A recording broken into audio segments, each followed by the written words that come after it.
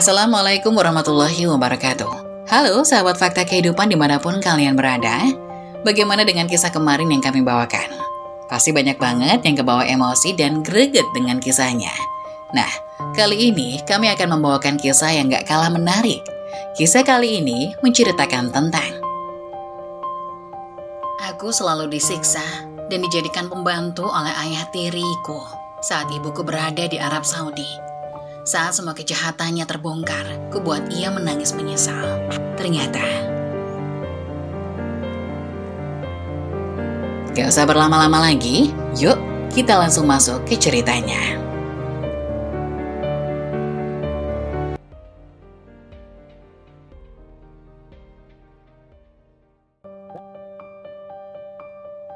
Aku selalu disiksa dan dijadikan pembantu oleh ayah tiriku saat ibuku berada di Arab Saudi.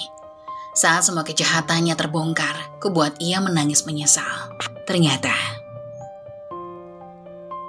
namaku Erina, seorang gadis berusia 14 tahun yang duduk di bangku kelas 2 SMP. Hidupku tidak mudah, tapi sebelum ayah tiriku datang, aku dan ibuku, Ibu Siti, selalu saling mendukung. Kami hidup sederhana di sebuah rumah kecil di pinggiran desa. Walaupun tidak mewah, rumah kami adalah tempat yang penuh cinta. Sejak kecil aku selalu merasa bahwa rumah adalah tempat yang nyaman, penuh dengan kehangatan. Setiap malam setelah pulang sekolah, aku membantu ibu di rumah, mencuci piring, menyapu lantai, dan belajar bersama ibu di meja makan kecil kami yang sudah sedikit usang. Ibu sering berkata, "Erina, meskipun kita tidak punya banyak, asalkan kita saling menyayangi, kita pasti bisa melewati semuanya." Kata-katanya selalu membuatku merasa kuat, seolah-olah tidak ada masalah yang tidak bisa dihadapi jika kami bersama. Ibu adalah sosok yang sangat kuat bagiku. Meskipun kami hidup dalam kesederhanaan, ibu selalu berusaha membuat hidup kami bahagia. Ibu selalu membuatkan masakan yang lezat dengan bahan seadanya. Dan setiap malam, kami berdua akan duduk bersama, bercakap-cakap tentang hari-hari kami. Aku merasa nyaman di rumah, merasa terlindungi oleh ibu. Kami berdua sudah seperti sahabat sejati. Satu-satunya keluarga yang saling memiliki. Namun, semuanya berubah ketika seorang pria bernama Darto datang ke dalam hidup kami. Darto adalah seorang duda berusia sekitar 40 tahunan yang baru saja pindah ke desa kami. Dia tampak baik-baik saja pada awalnya. Setiap kali ia datang ke rumah, ia selalu membawa sesuatu. Entah itu buah tangan, atau kadang-kadang permen untukku.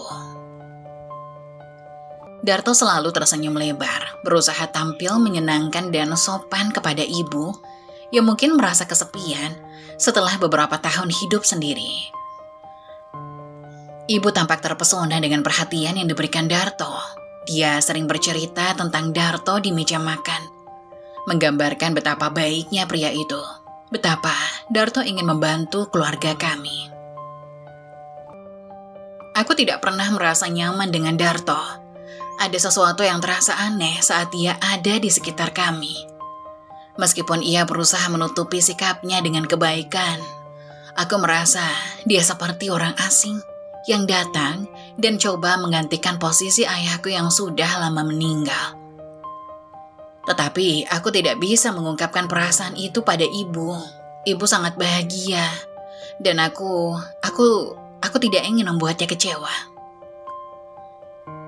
Suatu malam, ketika aku sedang mengerjakan PR di meja belajar, ibu datang mendekat dan duduk di sebelahku.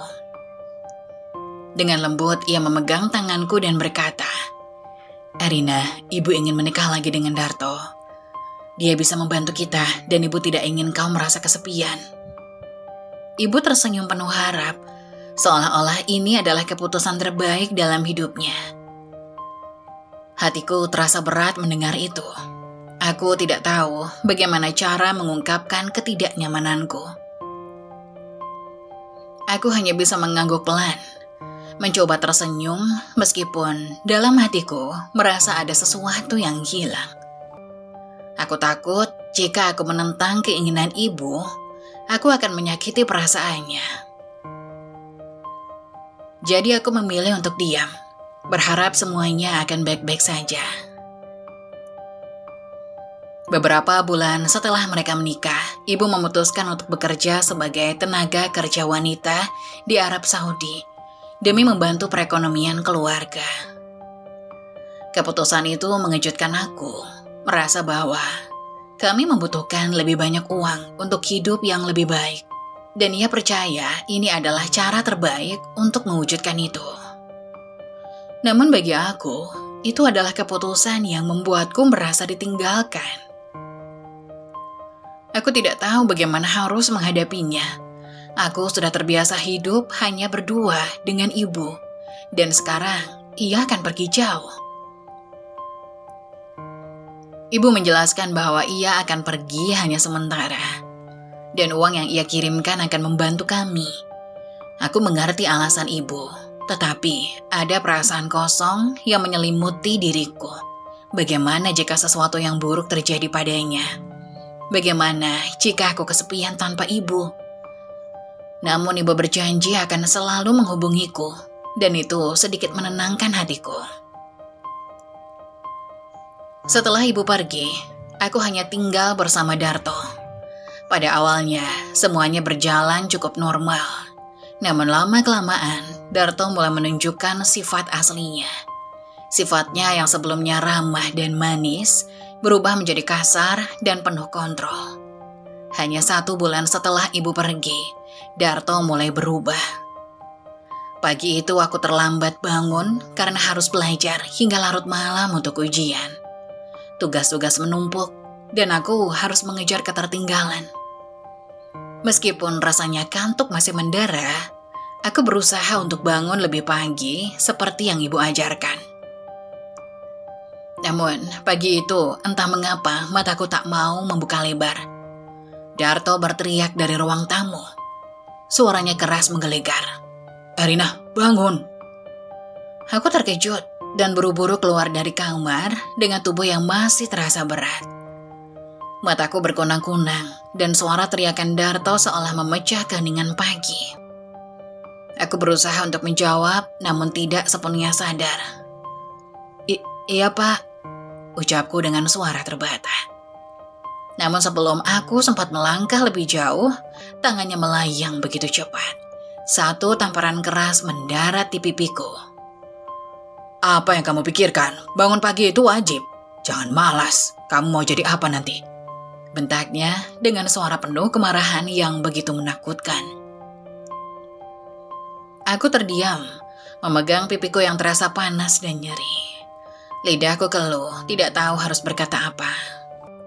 Rasanya semua yang sudah kubangun selama ini, segala usaha untuk menjadi anak yang baik dan tidak mengecewakan ibu, tiba-tiba runtuh seketika.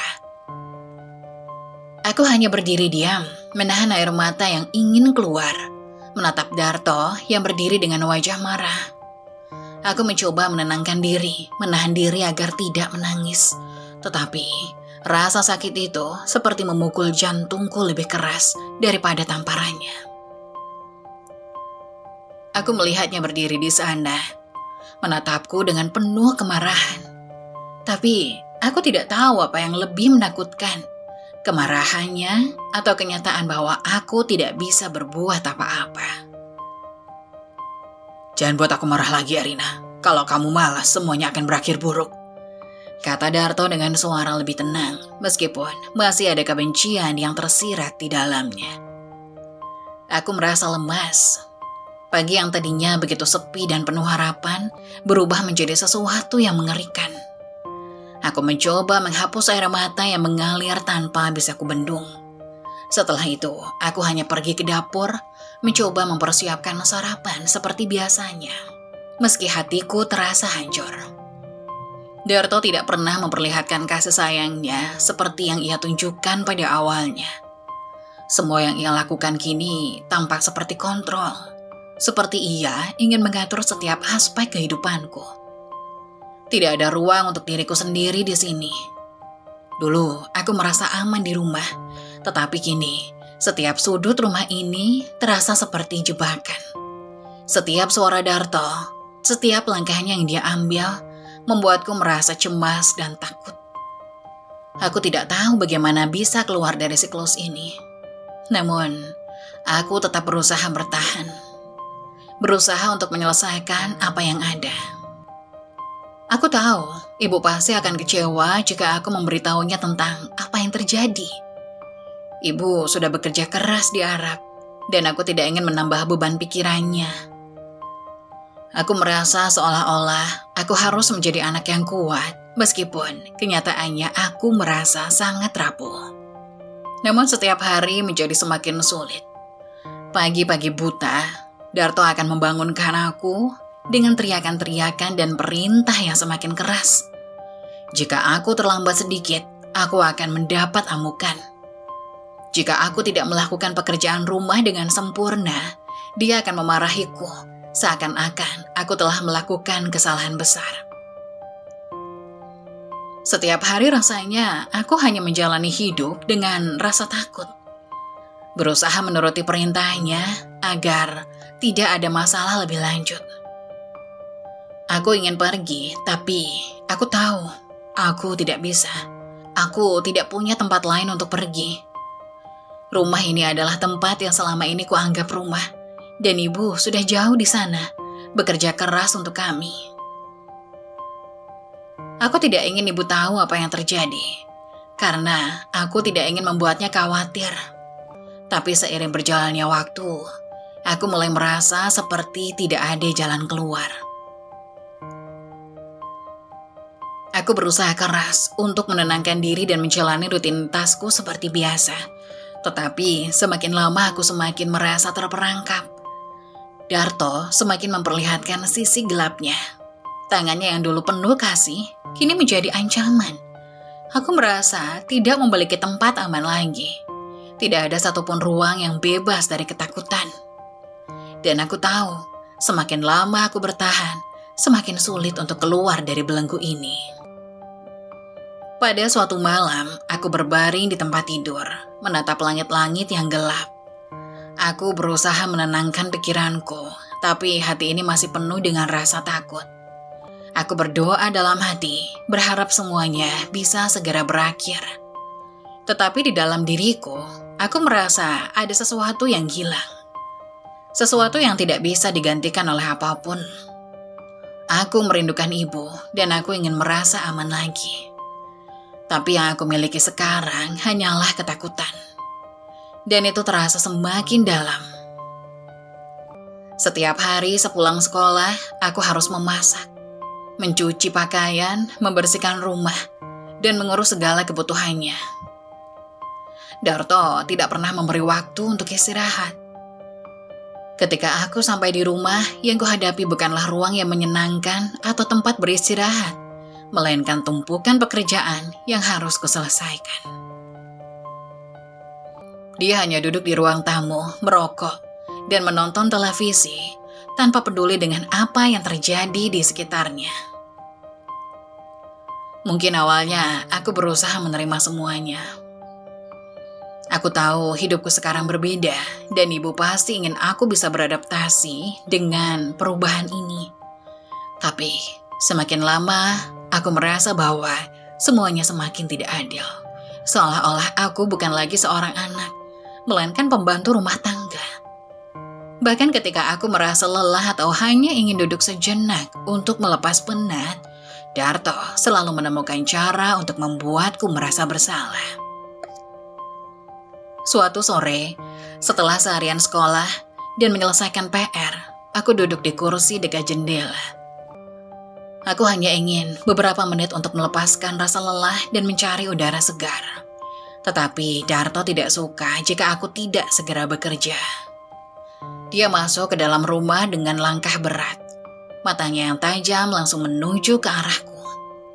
"Kenapa kamu duduk di sini?" teriaknya, suaranya penuh amarah. Pekerjaan rumah itu banyak, tidak ada waktu untuk malas-malasan. Jangan harap kamu bisa duduk santai, sementara aku yang bekerja keras di luar. Aku terdiam. Tanganku masih kotor setelah mencuci piring, dan tubuhku merasa sangat lelah. Namun, tidak ada yang bisa aku tanggapi selain diam. Aku tidak bisa berkata apa-apa. Aku tahu, apapun yang aku katakan, dia akan memutarbalikkan semuanya. Kalau aku berkata aku lelah, itu akan dianggap sebagai alasan malas.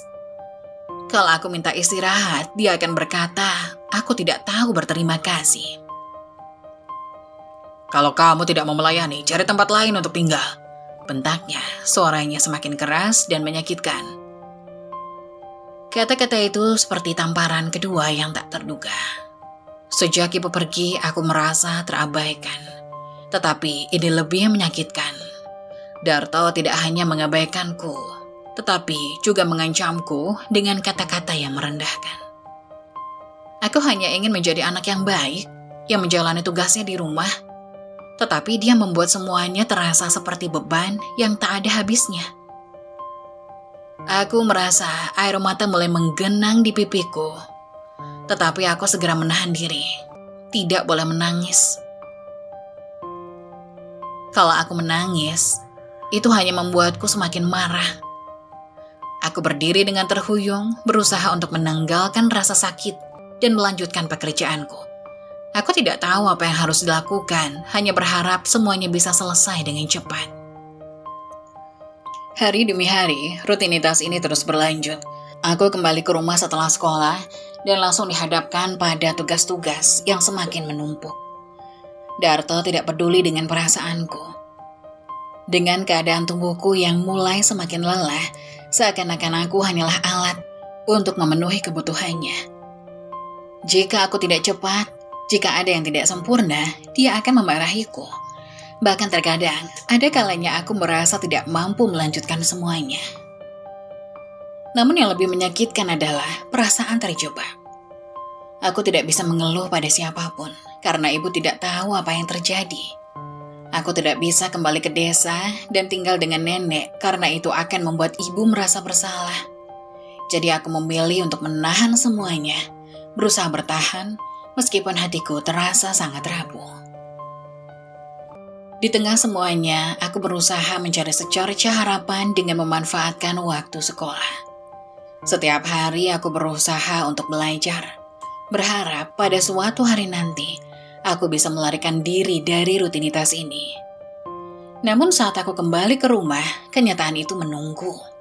Semua harapan itu hancur seiring dengan suara Darto yang memanggil dan memintaku melakukan hal-hal yang semakin membuatku merasa terpinggirkan. Aku tahu aku harus bertahan. Tetapi entah kenapa, semakin lama aku merasa semakin terperangkap. Keinginanku untuk mendapat perhatian, untuk merasa dihargai, semakin hari semakin pudar. Darto tidak pernah memandangku sebagai anak, hanya sebagai orang yang harus memenuhi kebutuhannya.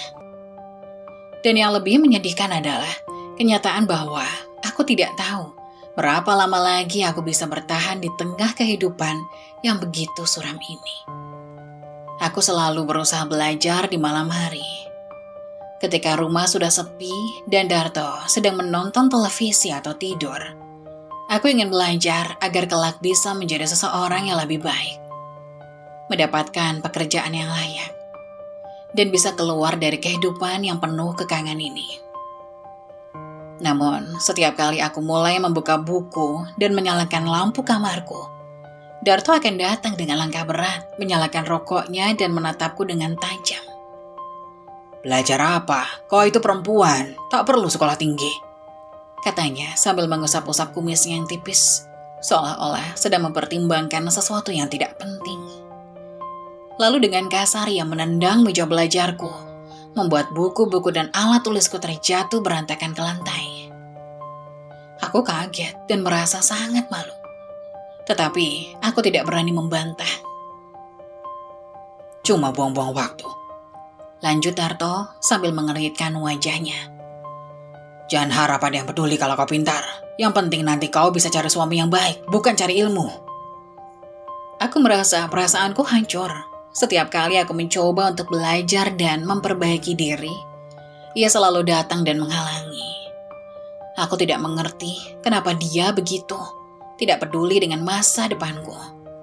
Aku ingin membuktikan bahwa aku bisa lebih dari sekedar perempuan yang terperangkap dalam nasib ini.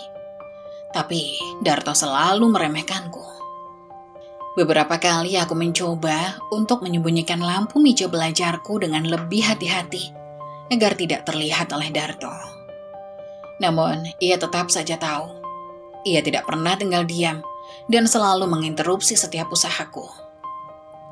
Kalau bukan dengan kata-kata kasar, ia akan menggunakan tindakannya seperti mematikan lampu secara paksa atau menarik buku-bukuku dan menyembunyikannya di tempat yang tidak bisa aku temukan. Aku merasa sangat lelah. Di sekolah, aku berusaha keras, mengerjakan tugas dengan maksimal, dan berusaha tetap mengikuti pelajaran. Tapi di rumah, aku terpaksa meninggalkan impian itu. Nilai-nilaiku mulai menurun, dan aku merasa semakin terjebak dalam rutinitas yang tak bisa aku ubah. Setiap kali aku kembali ke rumah dengan perasaan cemas, aku tahu apa yang akan terjadi. Rutinitas yang sama.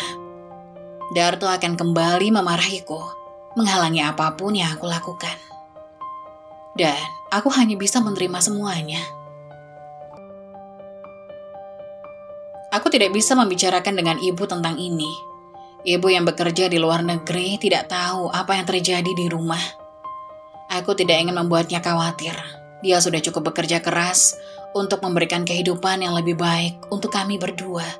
Tapi di sisi lain aku merasa terjebak. Seolah tidak ada jalan keluar dari kehidupan ini.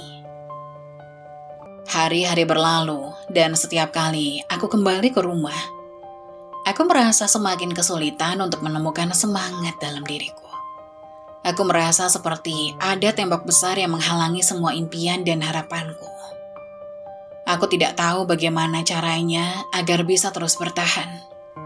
Bagaimana caranya agar bisa membuat ibu bangga suatu hari nanti. Yang aku tahu, setiap malam aku harus memilih. Apakah aku akan belajar dalam diam dan mendapatkan penghukuman dari Darto, atau melepaskan semuanya dan membiarkan masa depanku hancur begitu saja. Di tengah kebingunganku, satu-satunya hal yang masih memberiku kekuatan adalah kata-kata ibu yang selalu terngiang di kepalaku. Erina, meskipun kita tidak punya banyak, asalkan kita saling menyayangi, kita pasti bisa melewati semuanya. Namun, setiap kali aku melihat wajah Darto yang penuh kebencian terhadap impianku, kata-kata itu terasa semakin jauh. Keadaan semakin buruk seiring berjalannya waktu. Darto yang awalnya tampak seperti pria yang bisa diandalkan, kini menunjukkan wajah asli yang penuh kebohongan dan keegoisan. Uang yang dikirim ibu setiap bulan untuk kebutuhan rumah seringkali hilang entah kemana. Aku mulai sadar bahwa Darto menggunakan uang itu untuk berjudi dan membeli rokok, bukan untuk kebutuhan hidup yang kami perlukan. Sementara itu, aku dan Ibu Siti seringkali kekurangan makanan, dan aku merasa sangat terhimpit dengan keadaan ini. Suatu sore setelah aku pulang dari sekolah dan merasakan perutku kosong, aku pergi ke dapur untuk mencari sesuatu yang bisa dimakan. Tapi hanya ada sisa nasi yang sudah mengering dan sedikit sayur yang rasanya sudah tidak enak lagi. Aku merasa lelah dan mulai mengeluh dalam hati, berharap ada sesuatu yang lebih baik untuk dimakan. Ketika aku membuka kulkas, hanya ada beberapa bungkus mie instan yang sudah hampir kadaluarsa. Aku tahu Darto pasti menghabiskan sisa uang yang ada untuk hal-hal yang tidak berguna. Jadi aku tak berharap banyak. Aku hanya berharap bisa makan sedikit, agar tubuhku bisa bertahan sampai pagi. Aku membersihkan mie instan dengan hati yang berat. Ketika aku selesai memasak dan duduk untuk makan, tiba-tiba Darto masuk ke dapur. Ia mendekati meja, melihat mie yang ada di depanku, dan tiba-tiba tertawa dengan nada sinis. Makan apa itu? Cuma mie doang. Katanya sambil duduk di kursi, membuka kotak rokok dan mulai merokok. Kau sudah besar, harusnya tahu kalau hidup itu susah. Jangan manja. Aku menundukkan kepala, menahan amarah yang berkecamuk. Seringkali aku merasa lelah mendengar hinaan-hinaan itu. Kenapa kau tidak bisa sedikit lebih perhatian, Pak Darto? Pikirku dalam hati. Tetapi aku tak bisa mengucapkannya. Aku takut jika aku berkata sesuatu yang salah, dia akan marah lebih besar. Hari itu, aku memutuskan untuk berani bertanya. Pak Darto, apakah ada uang yang tersisa untuk membeli sedikit makanan? Saya sudah kelaparan seharian. Darto mendelik dan menatapku dengan tajam. Uang? Uang untuk apa? Kau kira aku punya uang banyak untuk memberi makananmu? Jangan harap. Bentaknya. Dan tanpa ampun ia menepuk meja dengan keras. Kau itu cuma anak perempuan, tak usah banyak meminta. Aku terdiam, merasa sangat terhina. Aku tahu bahwa uang yang ibu kirim setiap bulan seharusnya cukup untuk membeli makanan. Tapi kenyataannya Darto menghabiskannya untuk kepentingannya sendiri. Hatiku terasa hancur dan air mata hampir saja jatuh. Namun aku menahan diri. Keadaan semakin buruk setiap kali aku meminta uang untuk makanan. Darto selalu memberi alasan yang sama, bahwa uang sudah habis untuk kebutuhan lain. Dia bahkan sering mencerca aku dengan kata-kata kasar, mengatakan bahwa aku tidak tahu bersyukur dan hanya membebani hidupnya. Suatu pagi, aku terbangun dengan perut yang sangat lapar. Tidak ada apapun yang bisa kumakan. Bahkan, nasi sisa semalam pun sudah habis. Aku hanya bisa menahan perasaan itu dan berangkat ke sekolah dalam keadaan kosong. Tapi di sekolah, aku harus tetap menunjukkan wajah yang ceria. Tidak ingin teman-temanku tahu bahwa aku sedang kelaparan. Aku takut mereka akan merasa kasihan, atau lebih buruk lagi, mereka akan bertanya tentang keadaan rumahku. Hari demi hari, aku harus bertahan dengan keadaan yang semakin sulit. Meskipun aku berusaha untuk tetap kuat, perasaan lapar dan lelah seringkali menyerangku, membuatku merasa semakin terpuruk. Aku hanya bisa berharap agar suatu hari nanti ibu akan pulang dan melihat apa yang terjadi. Namun aku tahu, harapan itu semakin jauh dan semakin sulit untuk digapai.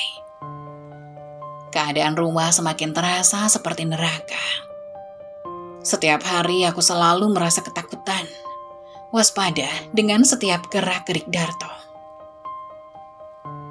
Bahkan hal-hal kecil yang biasanya tidak jadi masalah bisa menjadi alasan baginya untuk meluapkan amarah. Aku tak tahu lagi apa yang akan terjadi jika aku membuat kesalahan sekecil apapun.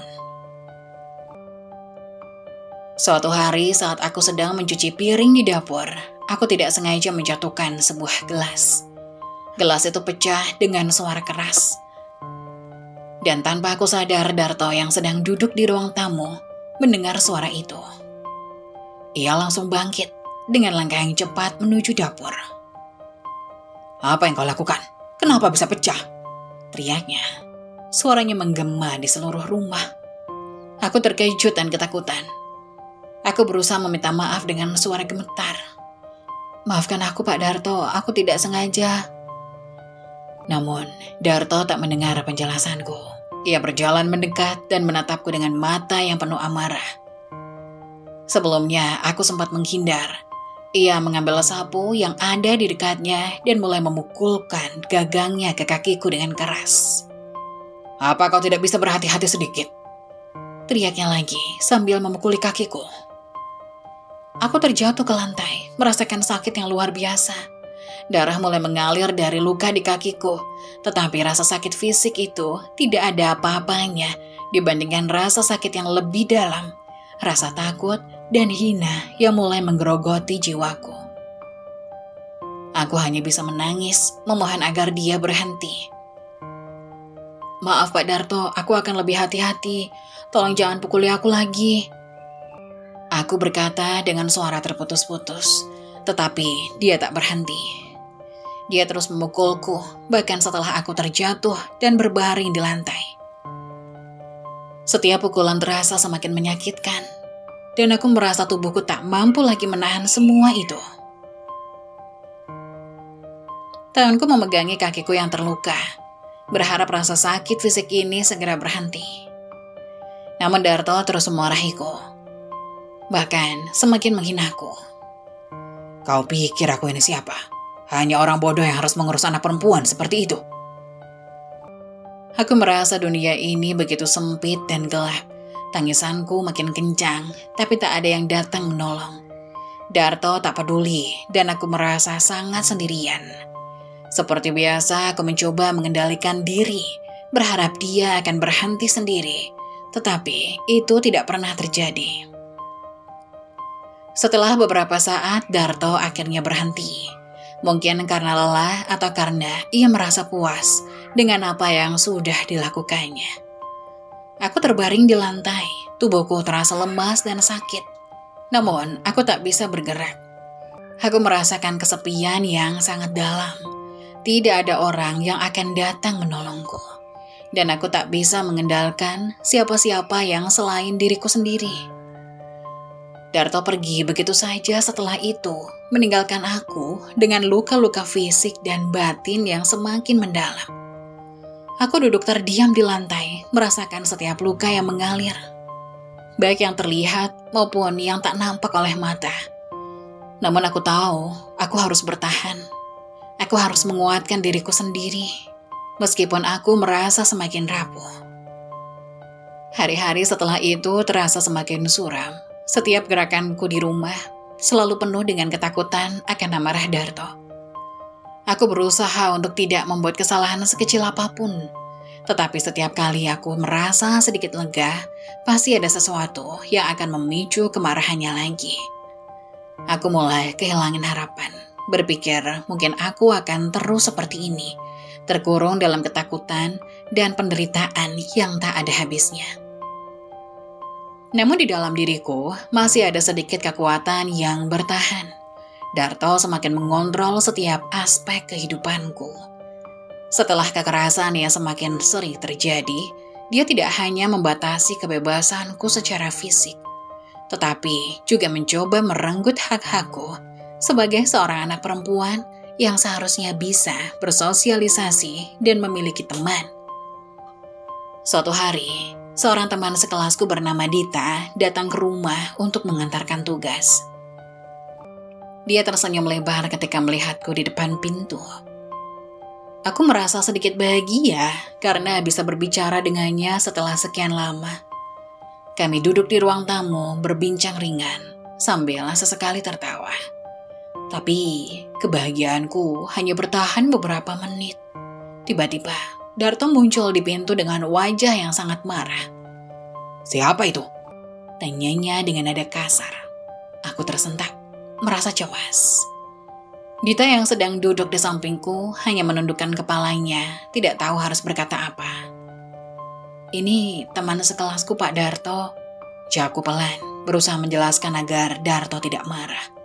Namun Darto sudah mulai tidak sabar. Dia melangkah maju, menatap Dita dengan tajam. Kau bisa pergi sekarang. Erina tidak perlu banyak teman. Cukup belajar saja. Tidak usah mencari-cari gangguan, katanya sambil mengusir Dita dengan kasar. Dita terkejut, wajahnya terlihat bingung dan sedikit takut. Aku hanya ingin memberikannya tugas, Dita berkata dengan suara ragu. Namun Darto tidak menghiraukannya. Aku tidak peduli, pergi dari sini, bentaknya. Dita berdiri dengan cepat lalu melangkah mundur ke pintu, melemparkan pandangan kecewa padaku sebelum akhirnya keluar dari rumah. Aku hanya bisa terdiam, tidak bisa berkata apa-apa. Aku tahu Darto sudah membuat keputusan dan aku tidak bisa melawan. Setelah Dita pergi, Darto menatapku dengan wajah yang penuh kebencian. Kau pikir punya banyak teman itu penting? Perempuan sepertimu hanya akan membuang waktu dan energi dengan itu. Kau tidak perlu bermain-main dengan mereka. Pekerjaan rumah itu yang harusnya jadi perhatianmu, katanya masih dengan nada tinggi. Aku Aku merasa ada luka dalam hatiku. Darto seolah-olah ingin memisahkanku dari dunia luar, dari orang-orang yang pernah membuatku merasa diterima. Aku tidak tahu mengapa dia begitu membenciku bergaul dengan teman-teman. Apakah karena dia merasa kehilangan kendali atasku, atau mungkin dia takut aku akan menemukan kebahagiaan di luar sana, jauh dari rumah ini. Hari-hari berikutnya aku merasa semakin terisolasi. Darto benar-benar melarangku untuk bertemu dengan teman-temanku. Bahkan kalau mereka hanya ingin sekedar menyapa atau memberikan tugas sekolah. Setiap kali ada yang datang ke rumah, aku harus berpura-pura tidak mengenal mereka. Jika ada yang menelpon, aku harus menyembunyikan telepon di balik tubuhku agar Darto tidak melihat. Di sekolah, aku merasa semakin terasing. Teman-temanku mulai bertanya mengapa aku jarang hadir dalam kegiatan sekolah atau acara yang biasa kami adakan bersama. Aku hanya bisa memberikan alasan yang klise, mengatakan bahwa aku sedang sibuk dengan pekerjaan rumah atau harus pulang lebih awal. Padahal kenyataannya aku dipenjara dalam rumah kecil ini, tak bisa bersosialisasi, tak bisa berhubungan dengan siapapun di luar sana. Rasa kesepian itu semakin dalam. Aku ingin melawan, ingin sekali memberontak, dan keluar dari belenggu Darto. Namun setiap kali aku mencoba, aku merasa takut dan tak berdaya. Darto begitu menakutkan, dan aku tahu dia bisa berbuat apa saja jika marah. Rasa takut itu menguasai seluruh diriku, dan aku merasa seolah-olah aku tidak punya kekuatan apapun untuk melawan. Kadang aku menatap jendela rumah kami yang sempit, melihat anak-anak lain bermain di luar. Mereka tertawa dan bersenang-senang tanpa beban. Aku merindukan masa-masa itu, masa ketika aku bebas, bisa berlari tanpa takut dihukum atau dimarahi. Tapi kini, aku hanya bisa mengurung diriku dalam kesendirian. Menunggu waktu berlalu tanpa pernah merasa bebas. Malam itu adalah saat yang paling aku takuti. Setelah seharian bekerja keras, Darto sering pulang larut dalam keadaan mabuk. Seringkali aku bisa mendengar langkah kaki beratnya menghentak-hentak di lantai kayu rumah sebelum pintu dibuka dengan kasar. Biasanya dia langsung menuju ruang tamu, merokok dan berteriak memanggil namaku tanpa alasan yang jelas. Pada suatu malam yang gelap, saat aku tengah duduk di meja belajar dengan pencahayaan seadanya, aku mendengar suara pintu yang dibanting keras. Itu adalah suara yang sudah aku kenali sangat baik. Tanpa melihat ke arah pintu, aku sudah tahu bahwa itu adalah Darto, pulang dalam keadaan mabuk. "Ayo Erina, aku lapar," teriaknya dengan suara parau. Aku sudah terbangun dari tempat dudukku meskipun mataku terasa berat karena baru beberapa menit yang lalu aku terlelap dalam tidur yang sangat singkat. Tanpa berkata apa-apa, aku bergegas menuju dapur untuk menghangatkan makanan yang ada, berharap bisa menyelesaikan tugas ini secepat mungkin dan kembali ke kamarku. Namun Darto tidak pernah sabar. Dia tidak peduli jika aku kelelahan dan butuh istirahat. "Kenapa lama sekali?" teriaknya lagi. Kali ini suaranya lebih keras dan penuh amarah. Aku berusaha menghangatkan makanannya dengan cepat, namun tiba-tiba aku mendengar suara langkah kaki mendekat. Sebelum aku sempat bereaksi, Darto sudah berada di depanku. Tanpa peringatan, ia menendang kursi yang ada di sampingku. Kursi itu terjatuh dan mengenai kakiku, menyebabkan aku terhuyung mundur ke belakang. "Kau terlalu lambat, Erina," bentaknya. Aku hanya bisa menahan sakit dan menundukkan kepala, berusaha mengendalikan diriku. Aku tahu jika aku melawan atau menjawab, semuanya akan menjadi lebih buruk. Darto sudah terlalu sering memperlakukan aku seperti ini, dan aku mulai merasa jika aku tidak bisa mengubahnya. Setelah menghangatkan makanan dan memberikannya padanya, aku mencoba kembali ke kamar, berharap bisa tidur dengan tenang. Tapi Darto masih terus mengomel, berteriak, meminta hal-hal sepele dengan nada yang semakin tinggi. Ambilkan air, cuci piring, jangan biarkan rumah ini kotor, perintahnya. Aku hanya bisa mengikuti setiap kata-katanya, meskipun hatiku penuh dengan rasa benci dan keputusasaan. Pekerjaan rumah yang seharusnya menjadi tanggung jawab kami berdua, kini seolah menjadi tanggung jawabku seorang diri. Malam-malam seperti ini selalu membuatku merasa seperti berada dalam penjara. Aku tidak bisa tidur nyenyak karena setiap suara langkah kaki Darto di malam hari bisa menandakan bahwa aku akan mendapat masalah baru. Entah itu karena dia terlambat makan, atau hanya karena dia tidak puas dengan cara aku mengerjakan tugas-tugas rumah tangga. Aku sering terjaga, menatap langit-langit kamarku, berharap ada jalan keluar dari semua ini. Namun yang ada hanyalah rasa sakit yang mengikatku semakin dalam. Seolah-olah aku tidak akan pernah bisa melarikan diri. Saat aku mendengar suara langkahnya semakin dekat, aku menahan napas dan berusaha menyembunyikan rasa takutku. Aku tahu bahwa malam ini akan menjadi malam yang penuh teror lagi. Hari demi hari berlalu dengan penuh ketegangan, dan semakin lama, Darto semakin menunjukkan siapa dirinya sebenarnya. Keputusan-keputusan kecil yang awalnya aku anggap sebagai masalah remeh, ternyata berubah menjadi beban berat yang semakin mencekik kehidupanku.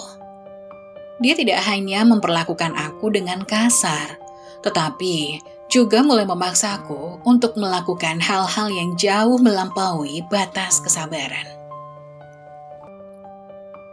Malam itu, seperti malam-malam sebelumnya, aku mencoba untuk tidur lebih awal setelah ujian sekolah yang melelahkan. Aku merasa lelah, tubuhku pegal-pegal setelah mengerjakan semua pekerjaan rumah, mencuci pakaian dan memasak untuknya. Aku hanya ingin beristirahat sejenak dan melupakan semuanya. Namun saat aku hampir tertidur, terdengar suara pintu kamar terbuka dengan keras. Aku membuka mataku perlahan, dan aku melihat Darto berdiri di ambang pintu dengan wajah yang tidak bisa kuartikan. Sebuah ekspresi yang sangat sulit untuk dijelaskan. Erina, suaranya yang keras membangunkanku sepenuhnya. Cepat turun ke bawah. Aku butuh rokok dan minuman keras. Kau tahu tempatnya kan? Aku terdiam sejenak, menatapnya dengan tatapan kosong. Ada sesuatu yang berbeda dalam cara dia berbicara malam itu. Biasanya dia hanya meminta dengan nada marah, tapi kali ini ada ancaman yang tersirat di balik kata-katanya. Aku mengangguk, tapi hati ini terasa berat. Aku baru saja selesai belajar dan ingin beristirahat. Aku ingin tidur dan melupakan sejenak hidupku yang penuh dengan ketakutan. Namun Darto tidak memberi aku pilihan lain. Ayo cepat, jangan buat aku marah, serunya lagi. Kali ini suaranya lebih dalam dan mengerikan. Aku mencoba untuk berpura-pura tidak mendengarnya, berharap jika aku tidak menanggapi dia, mungkin dia akan pergi. Tetapi aku salah besar. Darto melangkah lebih dekat ke tempat tidurku. Dengan mata yang menyala penuh kebencian. Kau dengar aku kan? Katanya, suaranya menggema di ruangan yang sempit. Cepat keluar, aku tidak mau menunggu. Saat dia berbicara seperti itu, aku tahu sudah tidak ada jalan lain. Jika aku tidak pergi, dia pasti akan menghancurkan barang-barangku. Dan aku tidak bisa membiarkan itu terjadi. Buku-buku sekolahku, satu-satunya hal yang masih membuatku merasa ada harapan. Dan seragam sekolah yang masih tersisa adalah segalanya bagiku. Aku tahu jika itu dihancurkan, aku harus kehilangan segalanya. Jantungku berdebar cepat, tapi aku tidak bisa menolak. Dengan langkah berat, aku meraih jaketku dan mengenakannya. Baiklah Pak Darto, jawabku pelan. Suaraku hampir tidak terdengar. Aku merasa seperti robot yang tidak memiliki kendali atas dirinya sendiri. Tanpa berkata lebih banyak, aku berjalan menuju pintu, dan Darto memberi aku satu tatapan yang tajam sebelum akhirnya meninggalkan kamarku. Aku keluar rumah dengan perasaan yang tak terungkapkan. Malam itu sangat gelap dan angin dingin menyapu wajahku. Setiap langkah yang kutempuh terasa semakin berat, seolah ada beban yang semakin menghambatku untuk bergerak. Jalanan desa yang sepi ini menjadi begitu panjang dan menakutkan. Aku berusaha mengabaikan perasaan cemas yang melingkupi. Berusaha fokus hanya pada tujuan, ke warung yang terletak di ujung jalan. Di warung, aku berhenti dengan hati yang terbelah. Aku membeli rokok dan minuman keras untuk Darto, merasa seolah aku sedang melakukan sesuatu yang salah. Meskipun itu adalah perintah yang harus kuturuti. Pedagang warung itu memberi aku tatapan heran, namun dia tahu situasi keluargaku. Tidak ada kata-kata yang keluar dari mulutnya, hanya tatapan kasihan yang membuatku semakin merasa terperangkap dalam kehidupan ini. Aku kembali ke rumah dengan membawa barang-barang yang diminta.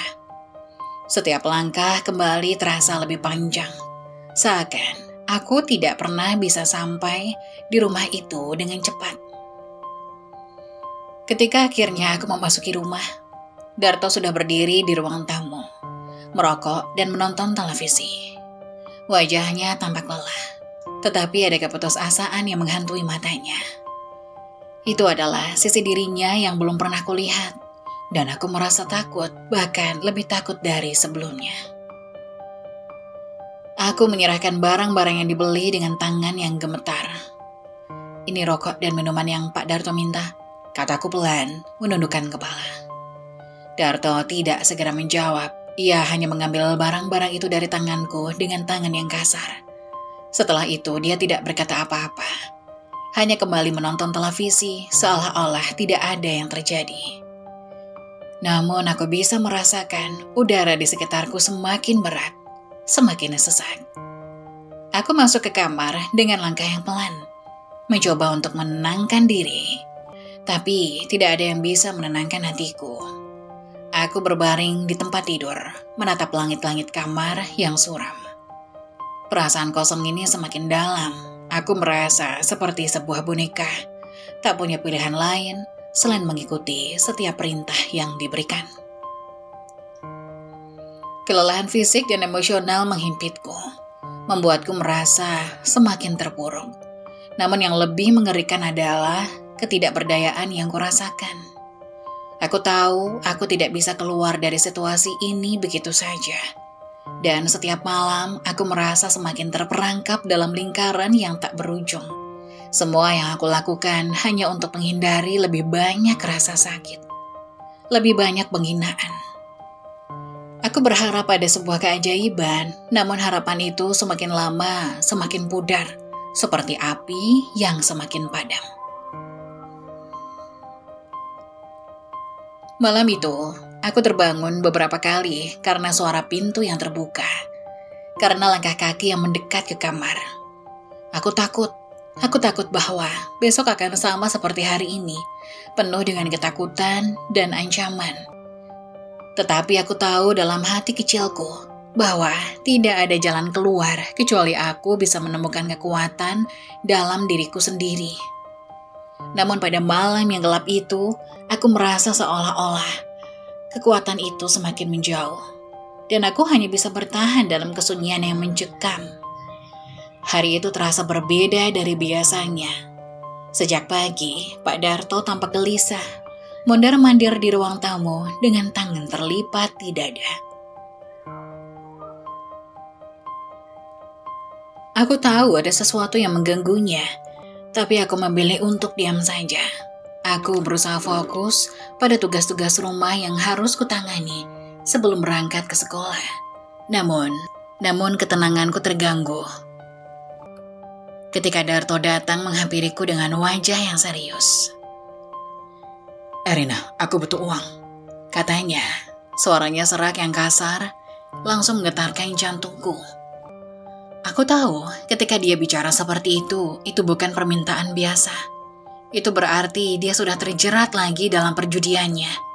Dan aku tahu betul bagaimana perasaan frustasi dan marahnya bisa meledak begitu saja jika dia tidak mendapatkan apa yang dia inginkan. Pak Darto, saya tidak tahu bagaimana cara mencarikan uang, kataku sambil mencoba menjaga suaraku tetap tenang meskipun hatiku berdebar kencang. Dia mendekat dengan langkah yang berat.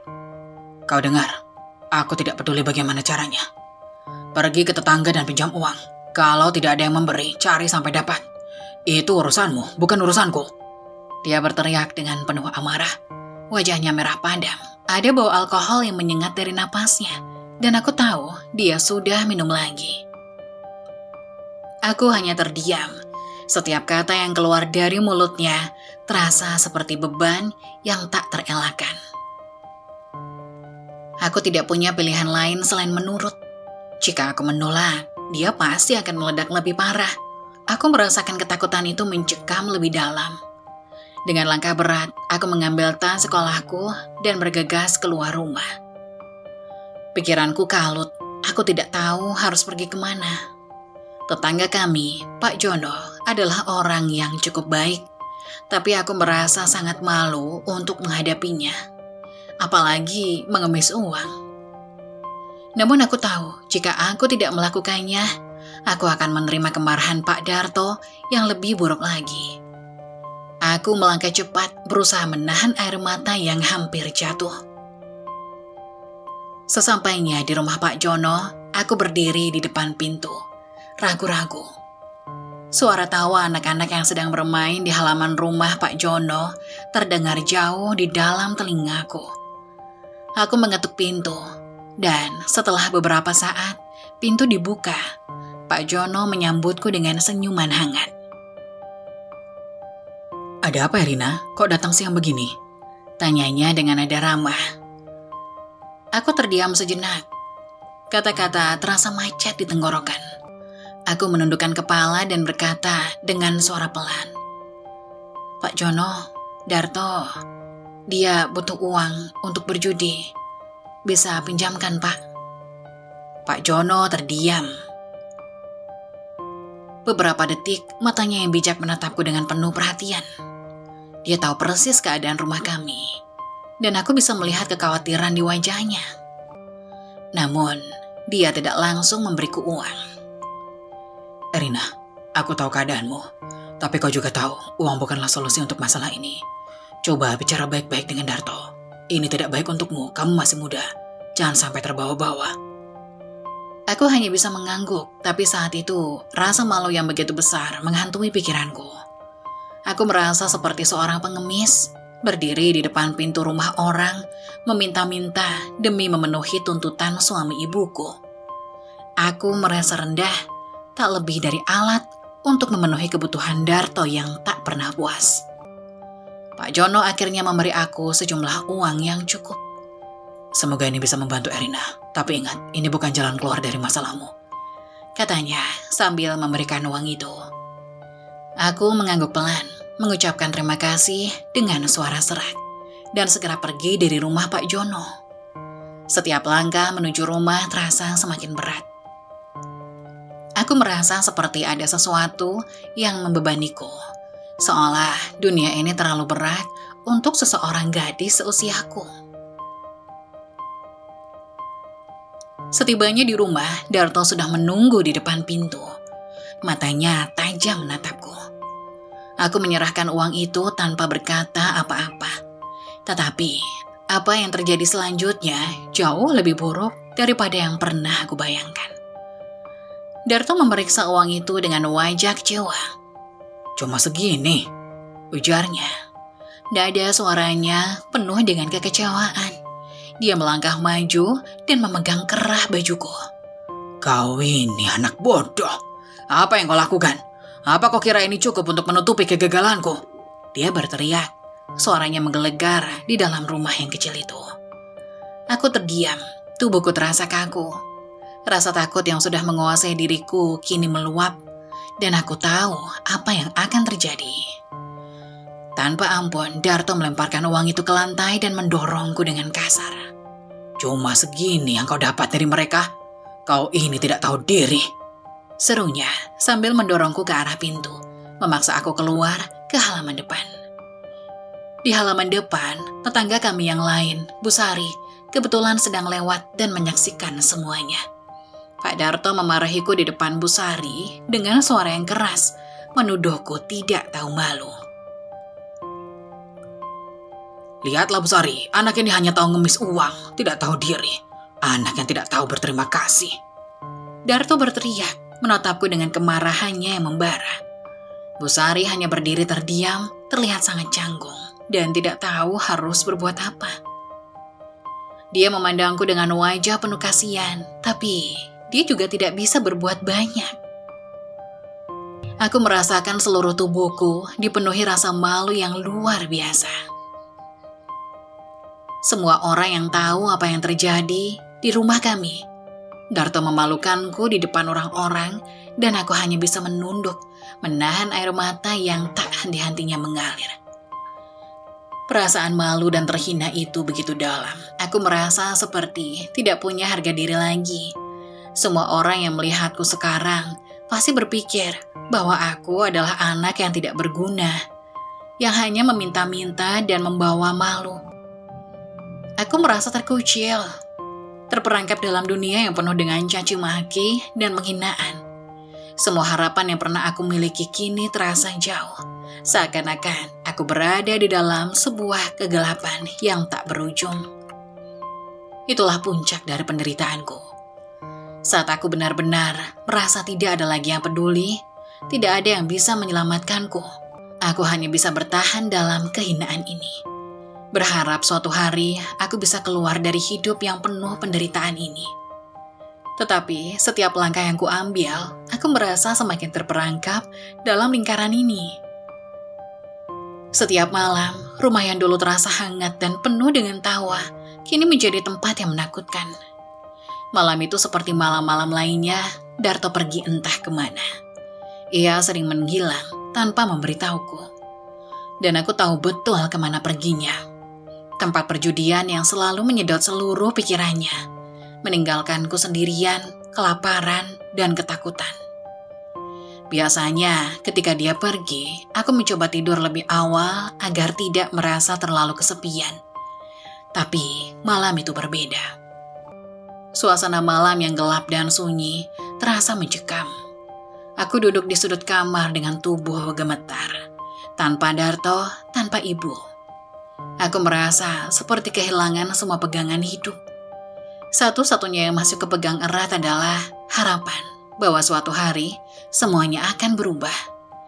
Meskipun aku tahu itu terasa semakin jauh, rumah ini semakin terasa kosong. Tiba-tiba aku mendengar suara aneh di luar, sesuatu yang tidak bisa kujelaskan. Langkah kaki berat, suara gemerisik dari semak-semak di halaman belakang rumah. Suara ketukan pelan pada dinding. Aku terdiam, berusaha mendengar lebih jelas.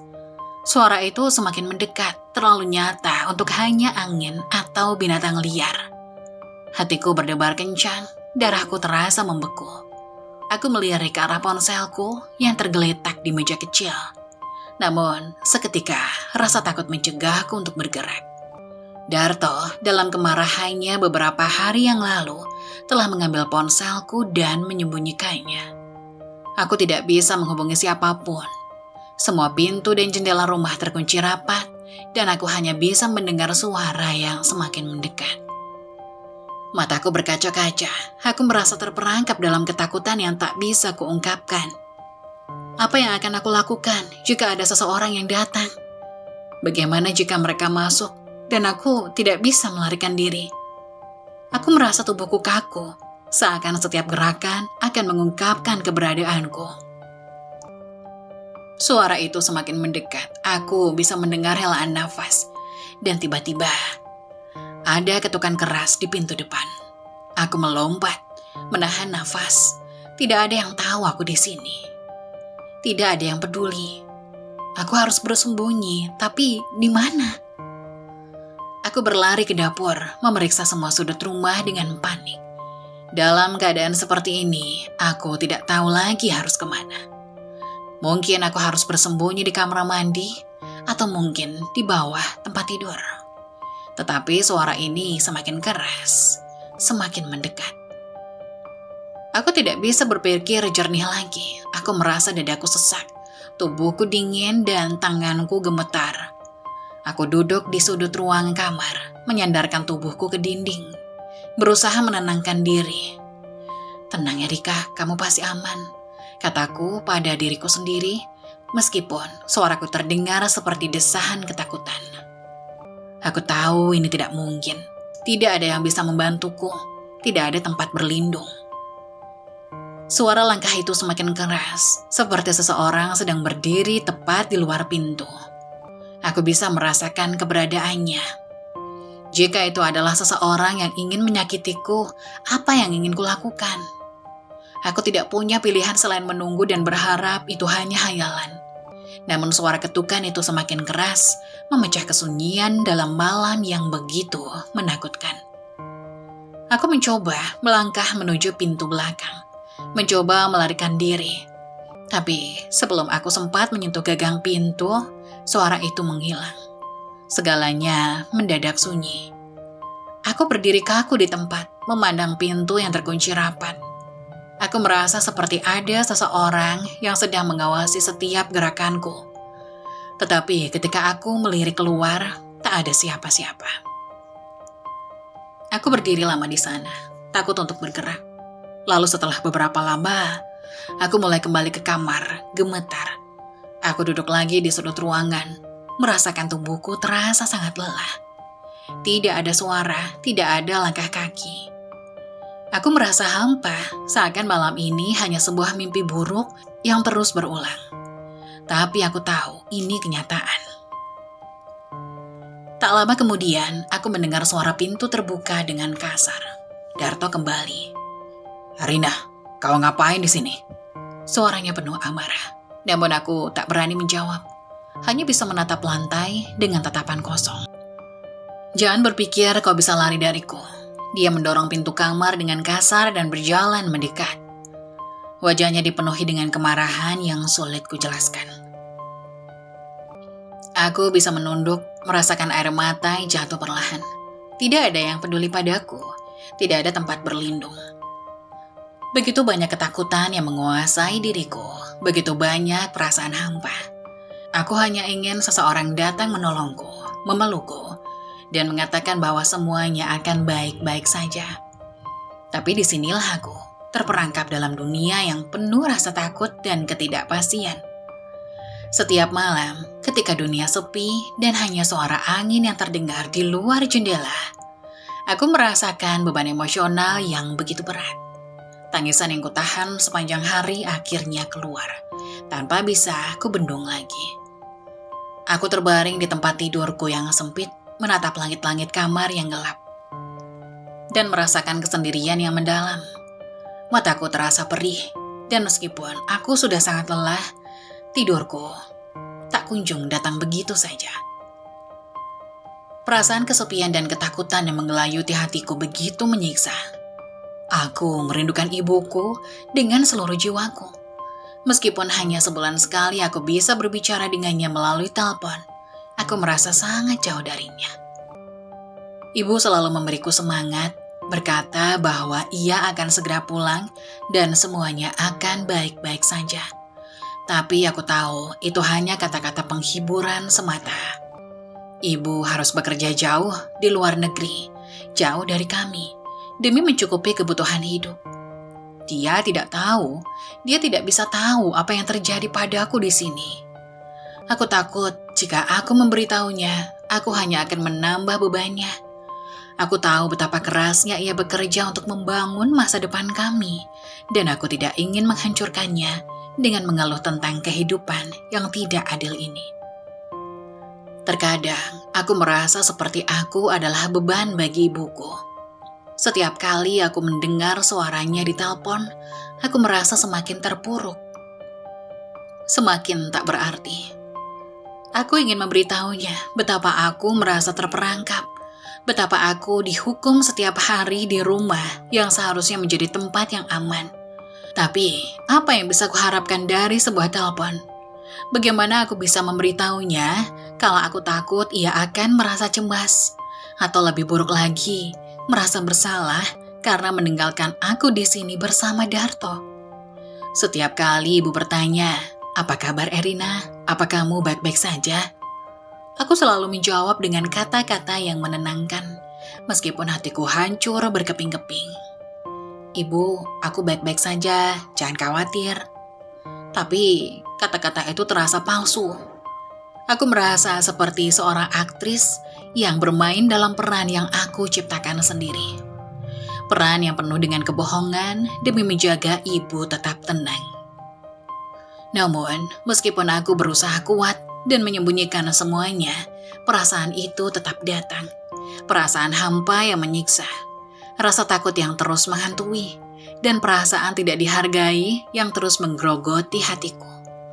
Aku merasa tidak ada yang peduli padaku.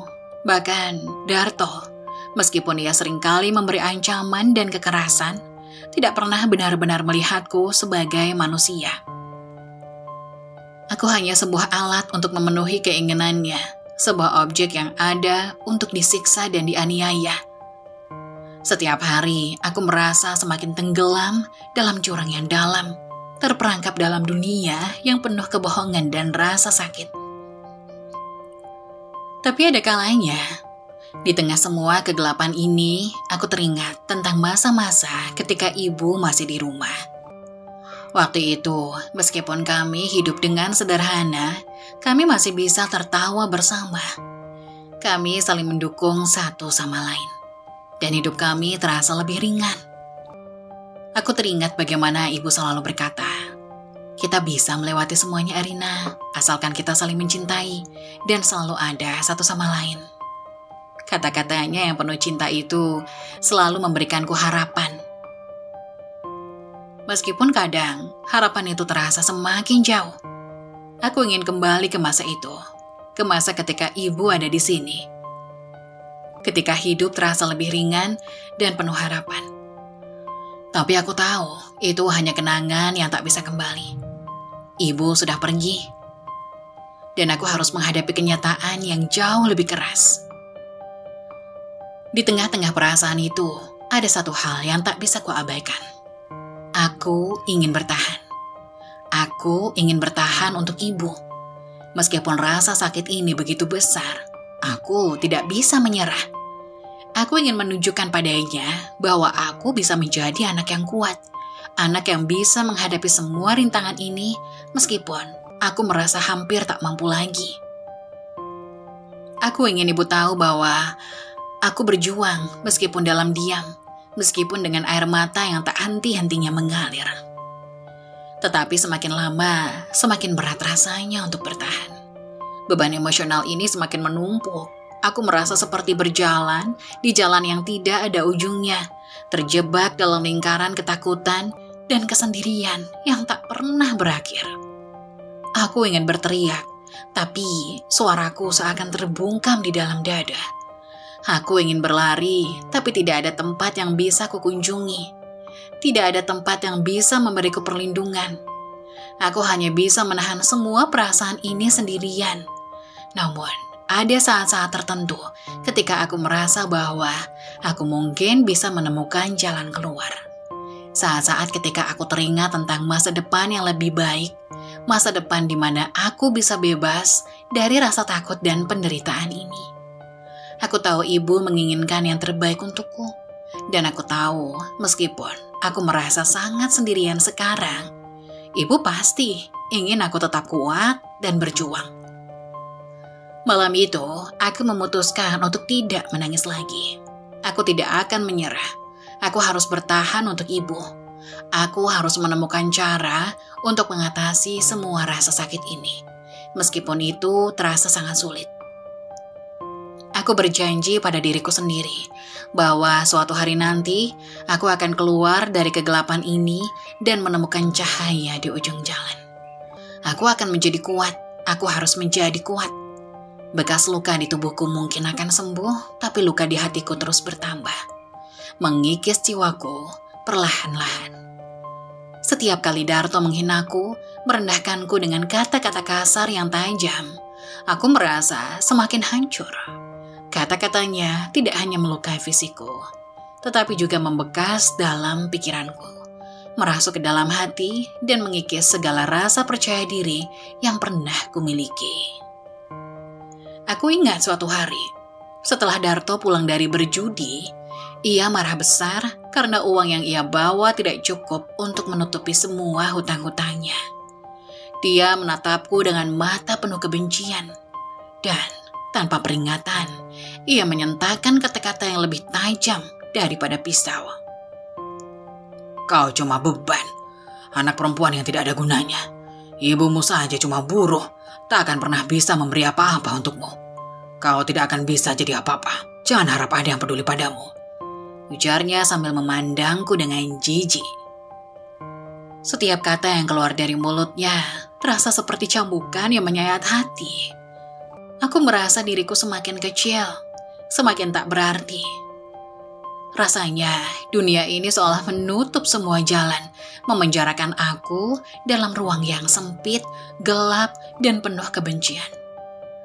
Kata-kata Darto menghantui pikiranku setiap saat. Aku jadi merasa bahwa mungkin memang aku tidak layak mendapatkan apapun yang baik.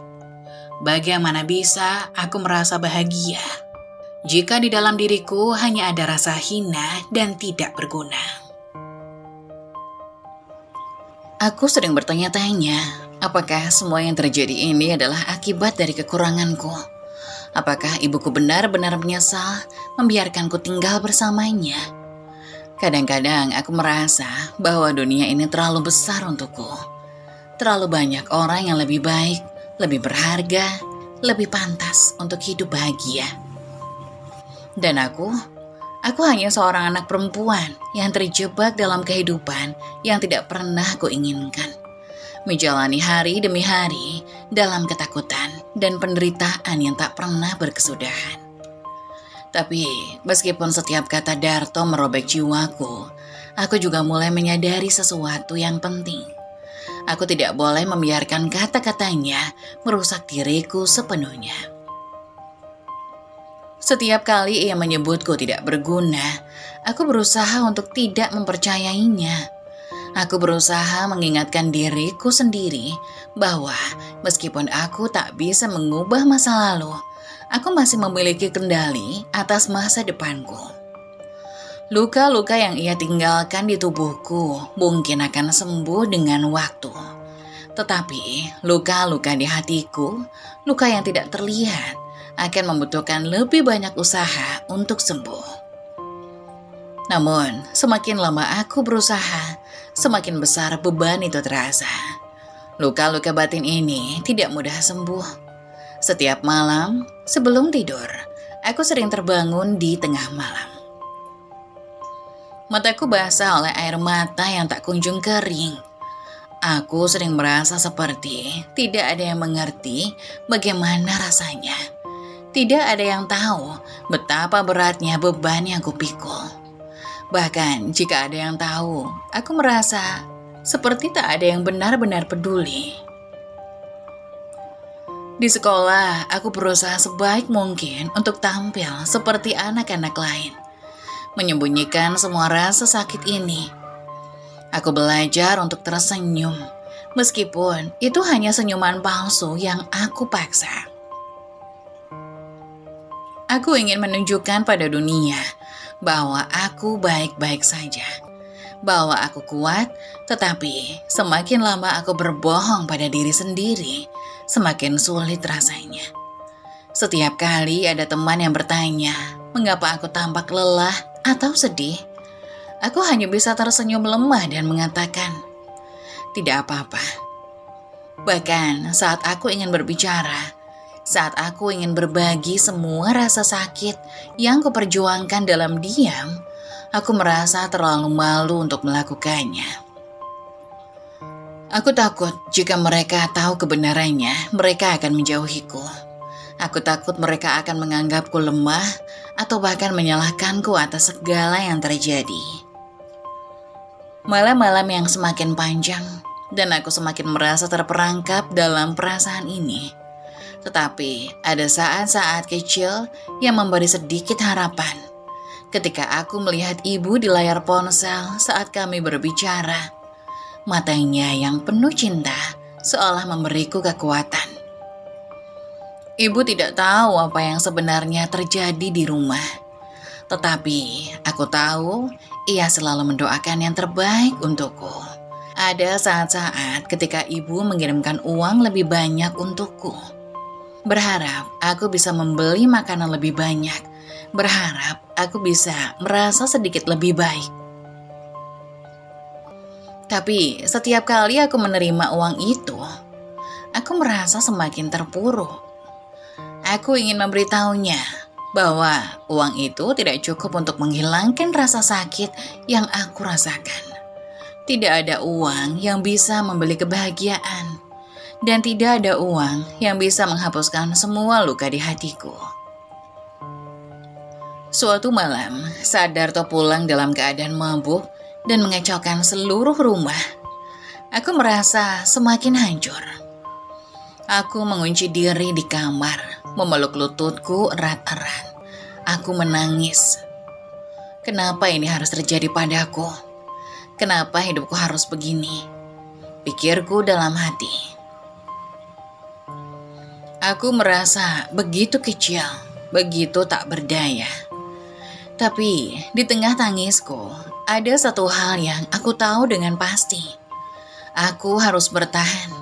Aku harus menemukan cara untuk melawan rasa sakit ini, meskipun itu terasa mustahil. Aku tidak tahu bagaimana caranya, tetapi aku tahu satu hal. Aku tidak akan menyerah begitu saja. Luka-luka batin yang Darto ciptakan mungkin akan terus mengikutiku. Tapi aku akan berusaha untuk tidak membiarkan mereka menentukan siapa aku. Aku akan mencari jalan keluar, mencari cahaya meskipun dunia terasa gelap. Aku akan bertahan meskipun itu sangat sulit, hingga suatu hari, di tengah keputusasaanku yang paling dalam, seorang tetangga yang baik hati, Bu Lasri, akhirnya tak bisa lagi melihat penderitaanku. Bu Lasri adalah wanita parubaya yang tinggal beberapa rumah dari kami. Ia sering melihatku berjalan pulang dari sekolah dengan langkah lesu dan mata yang selalu menunduk. Seolah dunia begitu berat untuk dipikul.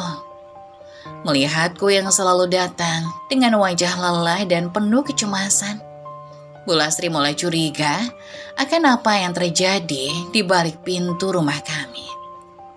Selama berbulan-bulan, Bu Lasri memperhatikan bahwa ada sesuatu yang tidak beres. Ia sering mendengar suara bentakan keras dari rumah kami. Suara benda yang dibanting. Darto adalah pria yang menakutkan.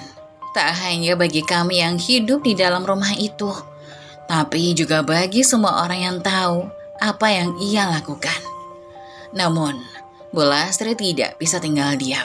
Ia tahu bahwa ia harus melakukan sesuatu. Dengan keberanian yang luar biasa, Bu Lasri menghubungi ibuku yang bekerja sebagai TKW di Arab Saudi. Tanpa memberitahu Darto, ia menghubungi ibu dan menceritakan segalanya. Apa yang terjadi di rumah kami, bagaimana aku diperlakukan, bagaimana Darto berubah menjadi sosok yang sangat berbeda, sangat kejam. Tak ada kata yang bisa ibu ucapkan selain terisak, merasa hancur mengetahui anaknya menderita begitu hebat di bawah tangan pria yang ia percayai. Ibu segera memutuskan untuk kembali pulang. Dia tidak memberitahu Darto. Dia hanya membeli tiket pesawat dan terbang ke Indonesia. Ibu tidak peduli dengan apa yang akan terjadi. Yang ia pedulikan hanya satu, aku, anaknya, yang sedang berada dalam penderitaan yang tiada akhir. Ketika ibu menelponku, aku memberitahuku bahwa ia akan segera pulang. Suaranya terdengar begitu lemah. Ia tahu, aku tahu, bahwa tak ada yang bisa mengubah masa lalu. Namun dengan keberanian, kami bisa memperbaiki masa depan. Hari yang kutunggu-tunggu akhirnya datang. Saat ibu tiba di rumah, Ia terkejut melihatku dalam keadaan yang jauh lebih buruk dari yang ia bayangkan.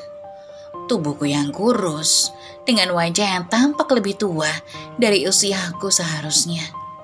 Bekas luka yang tersembunyi di balik pakaian, dan tatapan mataku yang kosong. Ibu terjatuh saat melihatku. Dengan tangis yang tak terkontrol, ibu memelukku erat, seolah tidak ingin melepaskanku lagi. Aku hanya bisa menangis dalam pelukannya. Semua rasa sakit yang terkumpul dalam hati selama bertahun-tahun akhirnya tumpah ruah. Aku merasa kembali hidup, kembali diterima di tengah segala kegelapan yang selama ini menyelimuti hari-hariku. Namun, penderitaan itu belum selesai. Ibu yang selama ini bekerja keras untuk kami, yang harus meninggalkan rumah demi memberikan masa depan yang lebih baik, kini kembali ke rumah dengan hati yang terluka. Ia melihat dengan jelas betapa dia telah terpisah dari bagaimana aku telah dihancurkan oleh seorang pria yang semestinya menjadi pelindung kami. Tanpa banyak bicara, ibu mengambil langkah pertama yang sangat sulit, namun sangat dibutuhkan, perceraian. Dengan tekad yang begitu kuat, ibu memutuskan untuk mengakhiri pernikahannya dengan Darto. Meskipun ia tahu ini tidak akan mudah.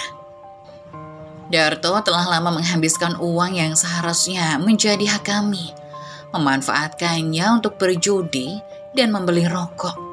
Sementara aku dan ibu hidup dalam kekurangan.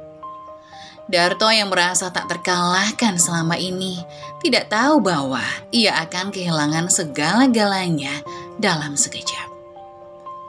Ibu tidak hanya menceraikan Darto, ia juga mengambil semua haknya, termasuk uang yang telah dia habiskan selama ini untuk kepentingan pribadinya. Darto yang merasa menjadi pria yang tak terbendung, kini berada di ujung kehancuran.